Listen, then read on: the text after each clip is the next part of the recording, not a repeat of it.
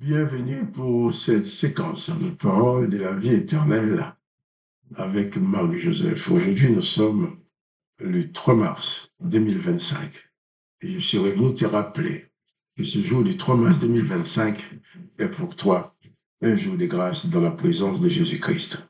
Là, Jésus-Christ est présent dans ta vie et il a dit qu'il est avec toi tous les jours jusqu'à la fin du monde et il est d'une extrême importance de comprendre que si Jésus-Christ est présent dans ta vie, c'est que la grâce est présente.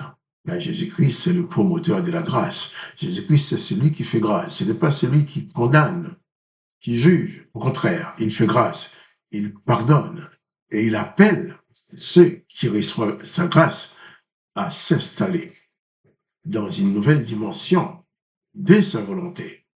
Avant Jésus-Christ, le peuple d'Israël qui a reçu Jésus-Christ, la naissance de Jésus-Christ, avait l'habitude de pratiquer la vengeance, de tuer les pécheurs selon que l'Éternel des armées leur donnait, de rejeter l'autre qui n'était pas juif comme eux. L'Éternel va dire qu'il ne faut même pas prendre pour femme une personne non juive, prendre pour mari une personne non juive, il faut seulement rester entre eux. Et même entre les juifs eux-mêmes, l'Éternel ordonnait de tuer les pécheurs. Il disait même que si c'est ta femme, ton mari ou ton fils qui parle contre l'Éternel, tu dois les dénoncer et les tuer et participer à la mise à mort de ce monde, de ta famille qui parle contre l'Éternel. Oh, Jésus-Christ, lui, vient pour dire qu'il faut toujours pardonner. Non seulement il va le dire, dans lui, on va l'insulter, on va l'injurier, on va le torturer, on va lui cracher dessus, on va lui enfoncer une couronne d'épines sur la tête et à la fin, on va les clouer sur une croix pour les tuer comme on tue les malfaiteurs à l'époque. Jésus-Christ, en mourant, va dire, mais Père, pardonne-leur. Jésus-Christ va proclamer la grâce de Dieu le Père sur ceux qui l'ont fait du mal. Il n'a condamné personne.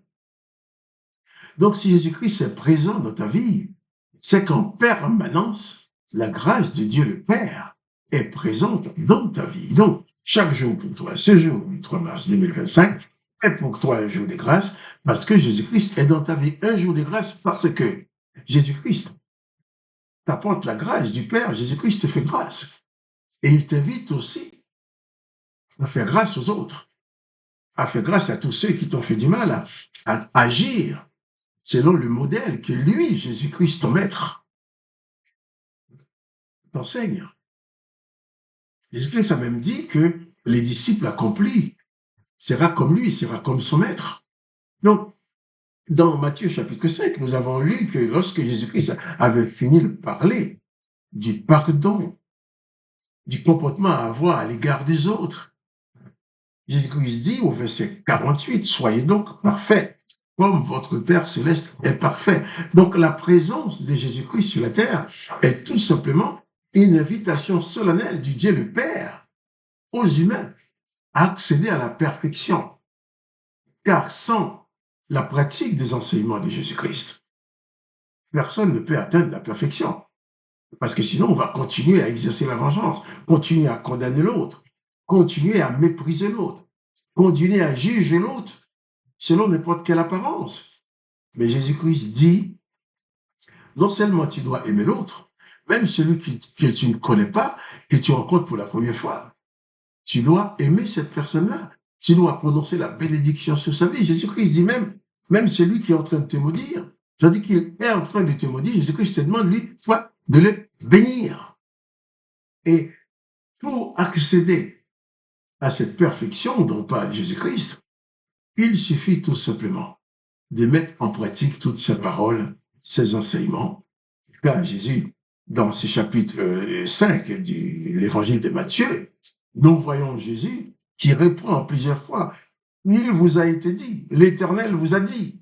Mais moi, je vous dis, il fait le contraire. L'Éternel vous a dit, tu dois aimer ton prochain, haïr ton ennemi. Mais moi, je vous dis qu'il faut aimer les ennemis. Il faut faire du bien à ceux qui te persécutent. Il faut pardonner à tous ceux qui te font du mal. Et Jésus, à chaque fois, va répéter, il vous a été dit, mais moi, je vous dis. Il vous a été dit, mais moi, je vous dis, il vous a été dit, mais moi, si tu me reçois dans ta vie comme maître et sauveur, je te dis, je t'ordonne de ne pratiquer les ordonnances de vengeance, les ordonnances de mise à mort que t'a imposé l'Éternel des armées. Car en mettant quelqu'un à mort pour avoir commis une faute, ben, tu ne réalises même pas que tu pêches, parce que c'est l'Éternel qui l'a ordonné. C'est une façon de te maintenir en permanence dans l'imperfection, en te donnant l'autorisation de détester l'autre, non seulement de les haïr, mais de pouvoir même les tuer parce qu'il a péché. Mais Jésus-Christ dit, même tes ennemis, tu dois les aimer. Il dit même celui que tu ne connais pas, tu dois les saluer avec bienveillance. Donc si tu dois faire ça pour celui que tu ne connais pas, encore plus pour les membres de ta famille que tu fréquentes le plus souvent. D'ailleurs, ce sont les membres de ta famille qui sont plus à même de te faire plus de peine que les autres parce que tu les vois tous les jours. Et en les voyant tous les jours, tu dis que c'est de ma famille.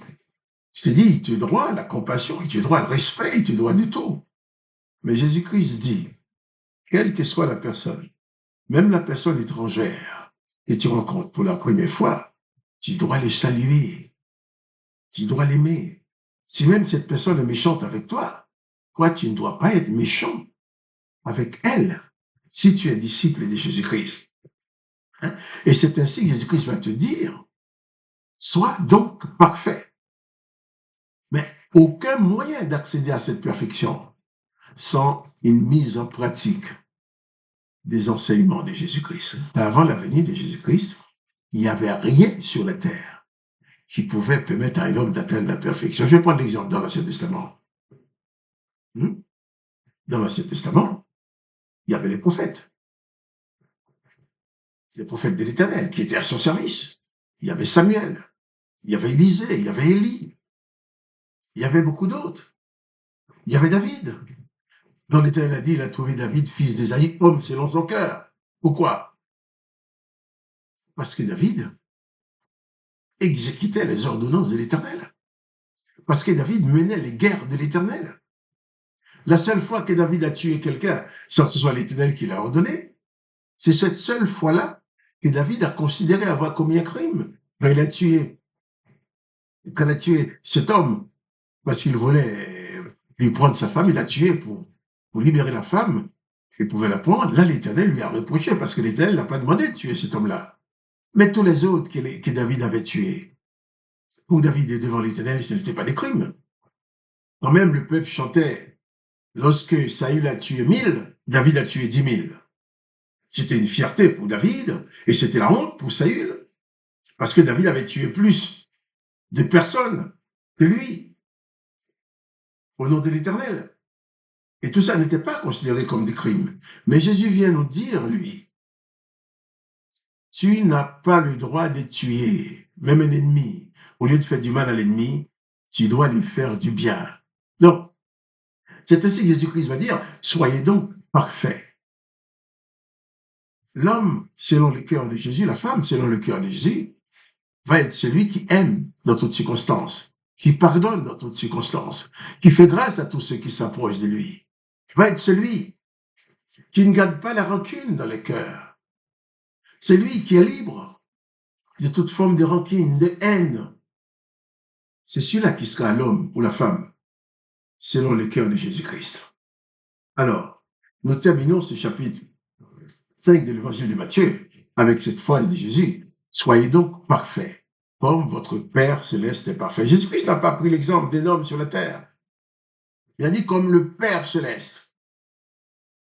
Et Jésus-Christ a manifesté cette perfection au point que même ceux qui l'ont tué, en les voyant mourir, ont pu reconnaître qu'il était vraiment le Fils du Père. Ces gens s'y frappaient la en disant certainement, je parle très mal, excusez-moi, en disant certainement, cet homme était le Fils de Dieu. Alors toi aussi, applique-toi à pratiquer les enseignements de Jésus, en sorte que ceux qui te voient vivre puissent dire comme pour Jésus, certainement, cet homme, cette femme est un disciple de Jésus-Christ. Alors que le nom de Dieu le Père soit glorifié, que le nom de Jésus-Christ soit glorifié. et que toi, tu sois pleinement béni par la présence de Jésus-Christ dans ta vie. Quant à moi, Marc-Joseph, je te dis, pas de panique. Jésus-Christ est avec toi. Applique-toi à pratiquer ses enseignements et tu parviendras à la perfection. Et je te dis aussi à demain pour les paroles de la vie éternelle.